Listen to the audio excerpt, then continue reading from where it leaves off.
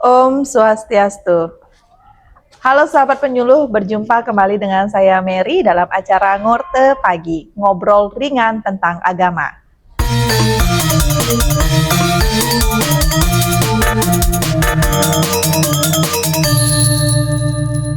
Ngorte Pagi, ngobrol ringan tentang agama. Hari ini kita akan membahas tentang pernikahan tanpa anak. Hari ini sudah datang narasumber kita yaitu penyuluh agama Hindu Kabupaten Buleleng. Ada Ide Bagus Teguh Piatnyana S. Filha. Om Swastiastu, Haji. Om Swastiastu. Apa kabar hari ini? Setengah becik. Setengah becik ya. Tugas hari ini sudah selesai, Haji? Masih banyak tugas yang akan diselesaikan, tapi hari ini Astengkare sudah semua dipersiapkan. Oke, dan hari ini kita akan ngobrol tentang fenomena yang terjadi nih, Ji. Ada fenomena pernikahan tanpa anak. Jadi istilahnya child free. Gitu. Jadi sekarang banyak sekali para generasi muda sekarang ini memilih menikah tanpa anak. Nah, sebenarnya kalau dari Hindu kita harus tahu juga pandangan Hindu terhadap pemikiran tentang pernikahan tanpa anak ini. Dan pernikahan tanpa anak ini biasanya kan banyak faktor ya, Ji ya. Jadi kalau menurut Aji biasanya faktor-faktor apa saja sih penyebab dari menikah tanpa anak itu sendiri? Baik, terima kasih Bu Mary. Sahabat penyuluh dimanapun berada, sebelum kita memahami bagaimana fenomena child free atau bebas anak setelah menikah, tentu kita pahami dulu arti pernikahan. Sebenarnya secara singkatnya pernikahan adalah sebuah kesepakatan. Tentu dari kesepakatan itu memiliki berbagai tujuan dari proses pernikahan.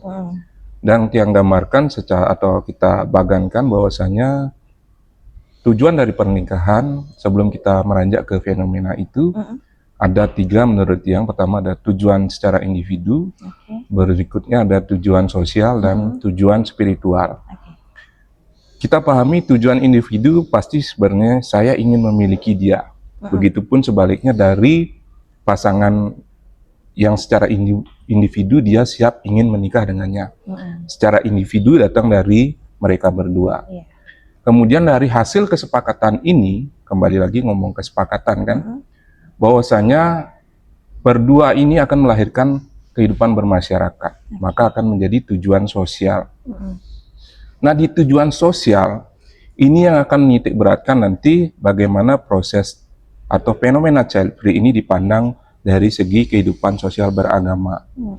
Sementara di dalam agama Hindu tentu proses perkawinan adalah proses salah satu proses suci yang mengharapkan kehadiran anak dalam setiap upacara pernikahan tersebut.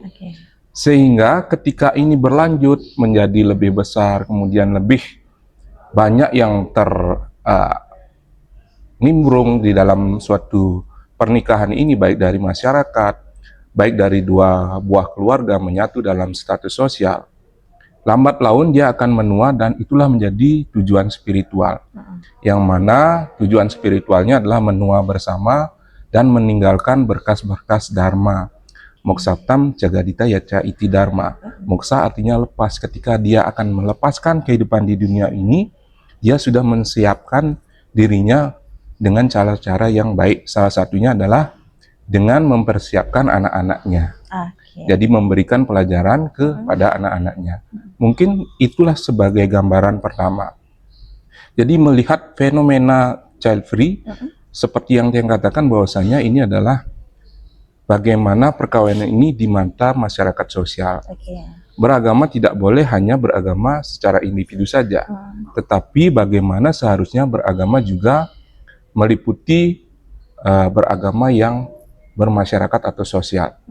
Fenomena child free ini kalau dilihat itu berbagai masalah seperti yang Ibu Mary katakan tadi, baik dari masalah mental, kesiapan bagaimana orang tuanya, kemudian ada yang mengejar karir, kemudian mungkin jadi gara-gara masalah kesehatan.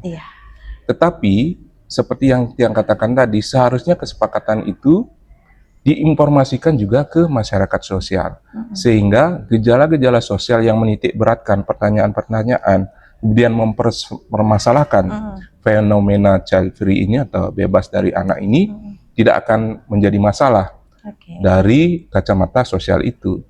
Tetapi apabila ini menjadi masalah adalah ketika kita tidak mampu menginformasikan hal itu, dan biasanya kalau kehidupan sosial pasti menanyakan, yang ditanyakan tidak mungkin berapa gajimu sekarang, tidak. Iya. Tetapi kalau sudah menikah, anakmu berapa? Itu Iya. pertanyaan wajar dalam tanda kutip sosial. Namun dari segi agama tidak sepenuhnya hal itu fenomena child free ini menjadi suatu masalah. Karena di dalamnya ada tujuan spiritual. Bahwasanya dalam proses spiritual itu ada hubungan batin antara si pelaku dengan Tuhannya, atau Atman itu dengan Brahman, yang Atman mendiami diri sendiri atau setiap orang. Sehingga apabila ini disalahkan, juga tidak sepenuhnya, tidak seabsolut itu bisa menyalahkan bahwasanya fenomena ini salah menurut agama. Seperti yang saya katakan, ada tujuan spiritualnya adalah mungkin saja dalam proses penyadaran yang murni, itu adalah dalam tujuan pembebasan diri. Tetapi ini kita juga harus maknai, ini adalah proses karma yang harus tetap dijalankan. Mungkin itu sebagai pengantar Ibu Mary tentang bagaimana gambaran sedikit atau latar belakang sedikit memahami bagaimana child free ini. Dan sepertinya sudah dijelaskan sangat lengkap sekali ya tentang pernikahan itu sebenarnya apa, tujuannya apa. Apalagi sekarang ada fenomena pernikahan tanpa anak.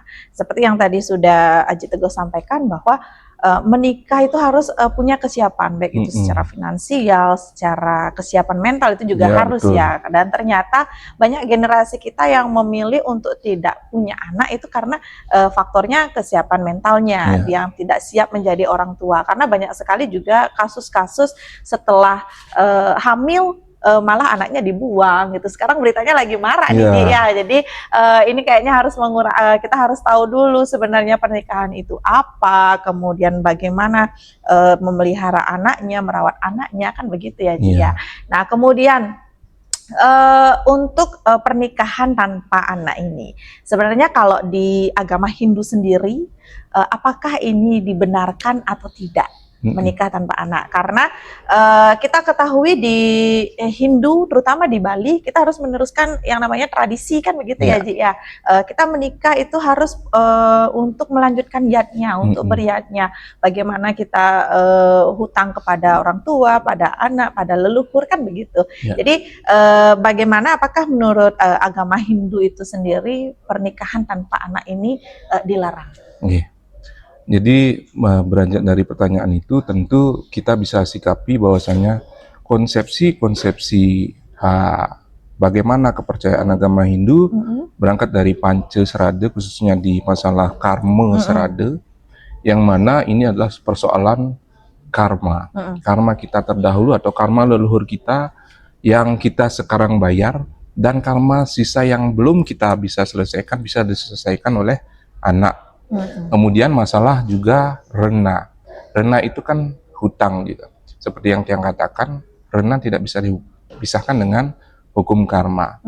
Kemudian dari proses bagaimana sebenarnya kita kehidupan prosesi serada itu dalam arti moksa, sebenarnya itu tidak jadi masalah. Tetapi kembali lagi dalam struktur sosial kita, konsepsi-konsepsi kita, dari hasil kesepakatan-kesepakatan kita, bahwasannya agama itu juga hadir dalam kerangka atau suatu tatanan atau sesana, ataupun aturan-aturan di dalamnya. Karena ajaran agama kita menganut ajaran yang dasarnya adalah dharma, atau urat katanya dharana, artinya semua makhluk hidup diatur. Jadi agama ini sudah ada aturannya, terutama di aturan sosial yang kita katakan tadi. Jadi salahnya adalah ketika konsepsi ini bertentangan dengan bagaimana seharusnya kodrati manusia menikah. Tujuannya adalah secara alami, siklus alam, ini adalah sebuah keharusan memiliki suatu keturunan. Binatang saja kalau kawin pasti diinginkan ada keturunan. Kita kawinkan binatang ini dengan binatang ini, pasti seperti itu. Vanili juga dikawinkan untuk mendapatkan sebuah buah yang bermanfaat. Itu tumbuhan. Kemudian manusia juga selayaknya mengikuti siklus seperti itu.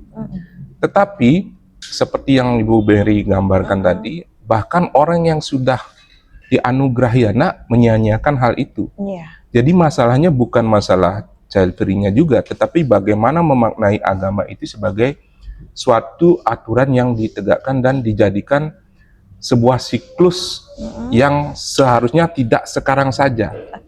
Artinya dalam gininya mengikuti siklus dan sustainable, artinya ada berkelanjutan. Jadi tidak hanya kita bahas agama sekarang ini saja, tetapi jelas dalam pandangan agama menurut Manu Semerti maupun Niti Sastra itu dijelaskan dalam Manu Semerti bahwasanya putra itu asal katanya dari put, yang artinya pembebas dari neraka. Jadi selayaknya dalam kehidupan ini harus ada putra sebagai penyelamat dalam rangka meneruskan jalur karma dari leluhur kita. Diceritakan juga dalam mitologi Jarat Karu. Jarat Karu ini dikenal sakti mandaguna, tetapi ketika beliau bermainlah, artinya ke alam di sana di neraka, ternyata dilihatlah orang tuanya mengalami siksaan bertubi-tubi, sehingga di dalam pemikirannya dan bertanyalah Jarat Karu, kenapa orang tua saya disiksa sedemikian rupa? Jawaban dari Jonggol Manik dan penguasa di sana adalah karena Jarat Karu tidak menikah dan tidak memiliki keturunan. Sehingga Jarat Karu diberikan titah untuk menikah, cari nama yang sama. Sehingga ketika Jarat Karu turun lagi ke dunia, Jarat Karu akhirnya menikah. Nah, dari cerita itu kemudian arwah atau dari orang tuanya menjadi bebas dari siksaan itu. Jadi sejatinya bahwasanya proses atau child free ini, jika saja kita memiliki wawasan bahwasanya pemahaman pernikahan kita itu adalah pemahaman yang kompleks, artinya tidak bisa dibahas satu persatu atau perbagian saja. Jadi dibahas secara individu, sebagai manusia itu adalah makhluk yang mengikuti siklus alam. Secara individu berarti menghasilkan keturunan dan bertanggung jawab terhadap keturunan itu juga harus dilakukan. Nah, juga tertuang di dalam Niti Sastra, seperti halnya tumbuhan dan bunga di dalam hutan yang memperindah hutan itu sendiri.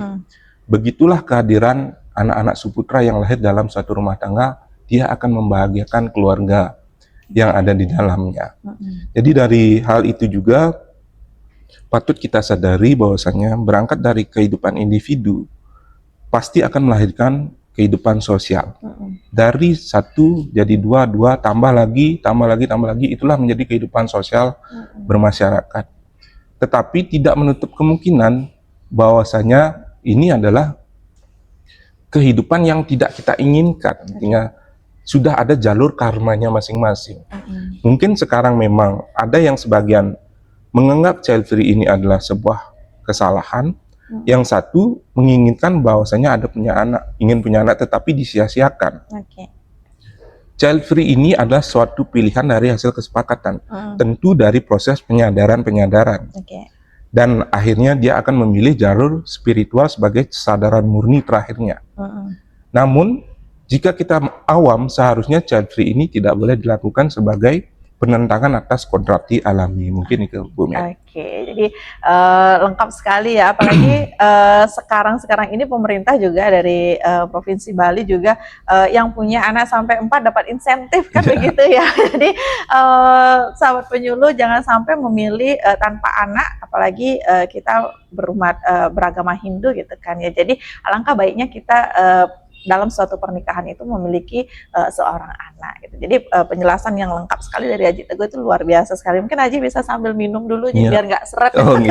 Kita ngobrol-ngobrol tentang pernikahan tanpa anak ini. Dikira Niki pajangan. Iya, jadi biar nggak hanya sekedar ngomong-ngomong aja, nggak dikasih minum tamunya gitu. Jadi dan terakhir nih Ji ya. Jadi setelah tadi penjelasan tentang pernikahan tanpa anak, bagaimana menikah itu, kesepakatan apa yang harus kita temui. Nah, sekarang banyak generasi muda yang bersepakat untuk menikah tanpa anak. Nah, sekarang seperti yang Haji sampaikan bahwa menikah wajib melanjutkan keturunan karena Iya. itu adalah salah satu bentuk iatnya yang harus kita lakukan.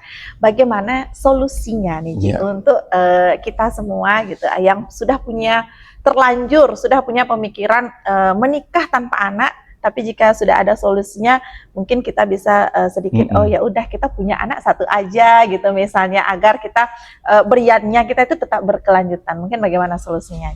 Secara solusi penyuluh sudah memiliki solusi yang namanya rumah bina keluarga Sukinah. Tentu pemahamannya kita bentuk dari individu orang itu masing-masing.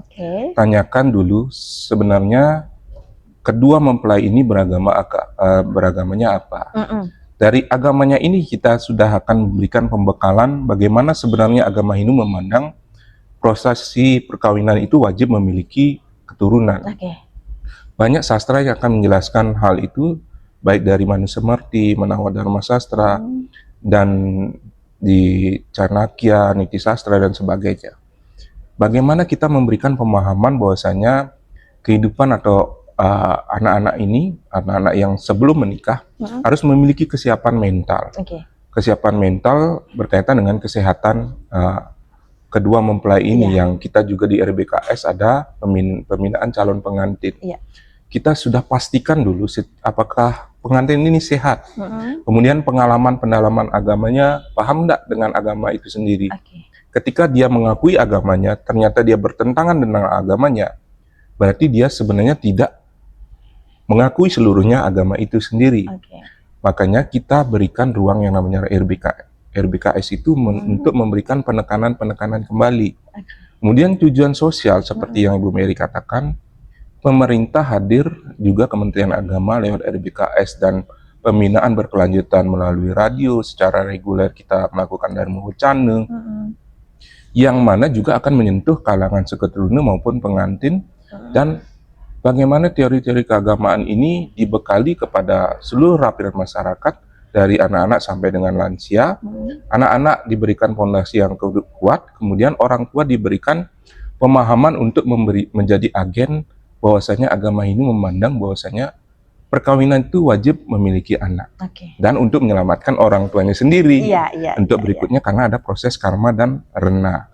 Kemudian secara spiritual, ini akan membangun generasi-generasi muda Hindu yang benar-benar menjadi generasi yang memiliki pemahaman akan kehidupan spiritual yang lebih tinggi. Sehingga dalam proses, jangankan kita manusia, Mahadewa sendiri atau Dewa Siwa dipaksa oleh para dewa, berkuncul para dewa untuk menikahkan Dewa Siwa dengan Parwati yang sebelumnya adalah Dewi Sati, anak dari Prajapati Daksa. Yang mana artinya dewa pun harus memiliki keterlibatan dalam mengelola dunia ini, alam ini. Begitupun secara spiritual, kita seharusnya memiliki prinsip bahwasanya kita harus berguna di dalam dunia ini dalam membenahi siklus kehidupan beragama. Jadi luar biasa sekali penjelasan hari ini tentang pernikahan tanpa anak. Jadi sahabat penyuluh jangan mencoba-coba ya untuk menikah tanpa anak gitu. Ternyata selain tujuannya kita melanjutkan keturunan, ini juga adalah salah satu cara untuk beriatnya, kan begitu ya Ji ya. Jadi sahabat penyuluh, kalau misalnya masih ada yang ragu dengan pernikahan tanpa anak, jadi silahkan datang saja ke Kementerian Agama, bisa menghubungi penyuluhnya juga di masing-masing desa atau kecamatan juga sudah ada lebih banyak solusinya gitu. Jadi nanti akan dapat solusi yang lebih jelas bahwa pemikiran kita untuk menikah tanpa anak itu ternyata sia-sia gitu. Baik, terima kasih Haji ya sudah mampir, sudah datang mengisi hari ini. Dan sahabat penyuluh, sekian berita bincang-bincang kita tentang pernikahan tanpa anak, dan kami tutup dengan Parama Santi. Om Santi Santi Santi Om.